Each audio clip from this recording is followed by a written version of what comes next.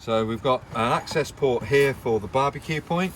This is the chrome nozzle. It's held in place at the moment with a nylon cable tie, and basically that nozzle would shoot into this brass union here, and that would allow me to rotate this particular gas tap. I can't turn the gas tap unless the nozzle's in place, so it's a safety feature.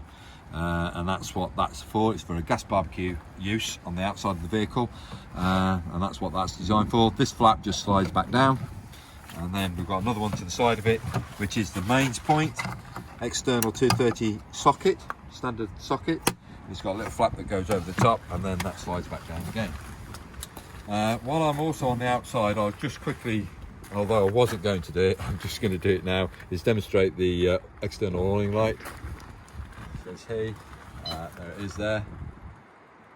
Okay. And there it goes off again. Alright, so it's on the key fob that you can operate that particular item externally.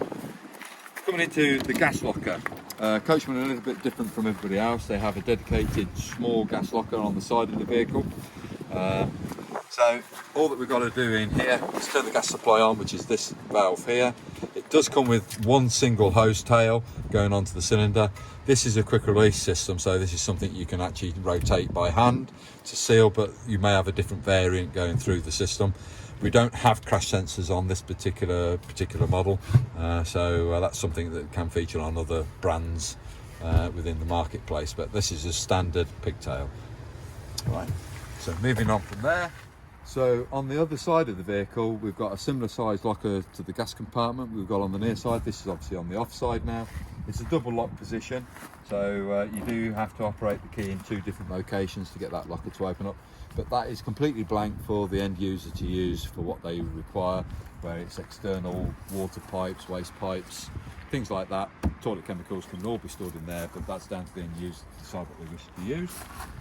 Just going to point out also that we have got this service light illuminated. So I was saying there was a service light which illuminates this particular area. So that's what we've got there. Moving on, we've also got the water pump connection.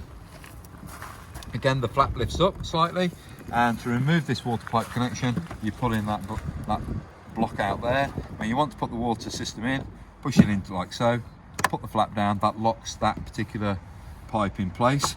And when we remove this, we've actually taken the pump out. In this particular case, for the manufacturer, that is the water pump which pumps water inside the vehicle.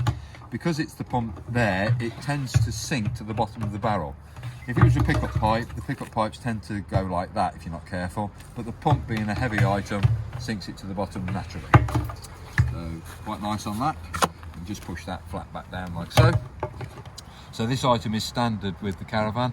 It's not something you have to purchase extra, but as I would advise possibly carrying a second one, because if it does go faulty, you've lost your water system. So now I'm moving on to the battery box and also the mains coupling and also external aerial supplies. So the mains coupler is just here. You bring the lead out through this little gap here when you want to raise the lid back up.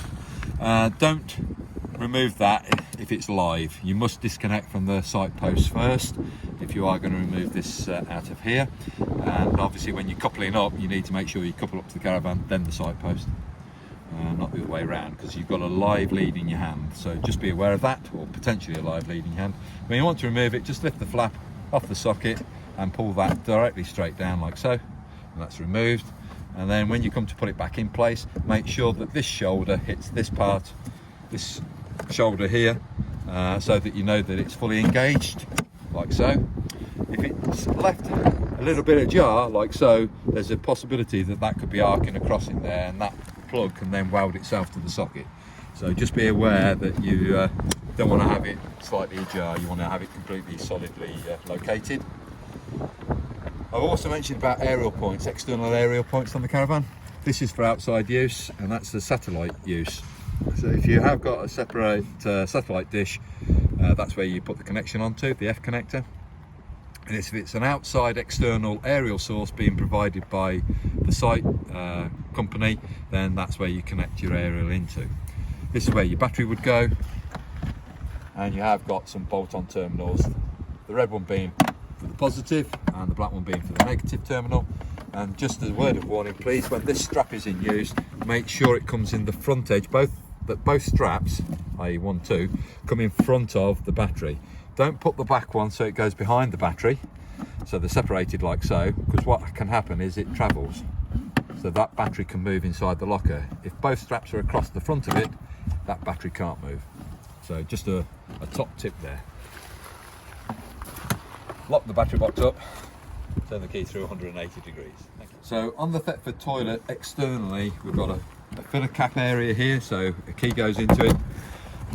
Rotate it like so, and that allows water to go into there. You're putting some pink chemical into this area, and obviously approximately 8 litres of water also, and fill it just to that part there. It doesn't need to come to this point, just to that point there.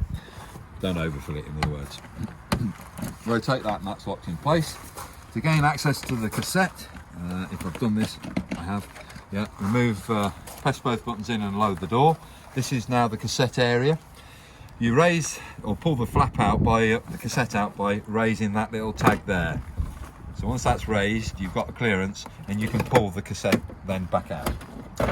There's your cassette toilet in your hand. If you want to take that to your waste disposal point, you can carry it, but you can also travel with it on the ground. It's got a couple of wheels, an extendable handle, telescopic, and that just goes back in like so. When you get to your waste disposal point, turn the funnel approximately to a 45-degree angle, like so.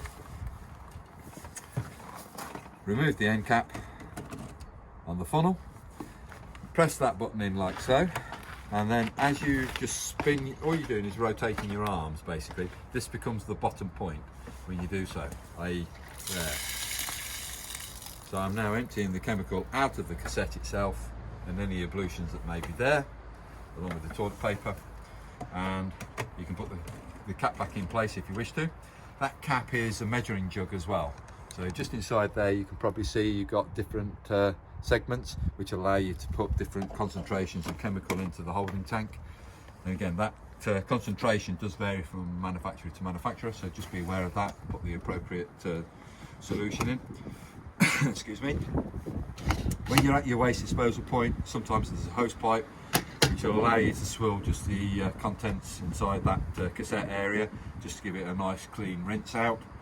Seal it back up again, put the blade back in place, and that's the location that this should be in when it goes back into the handle. That handle just locks in place, and that is ready for the next use. Remember, put either blue or green chemical into the holding tank just to break down anything that's produced. So that's that particular area on the cassette, and lock the cassette back up again. And the only point I need to also show you on the offside of the vehicle is the waste drainage, i.e. from the waste pipes, from the kitchen sink and the vanity basin, etc., and the shower tray. You're going to find the sinks are linked together, and the shower tray is a separate supply.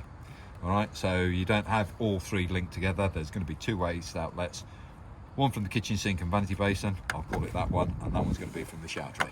Thank you. So this video should cover everything now on the exterior of the Acadia Platinum range. Thank you.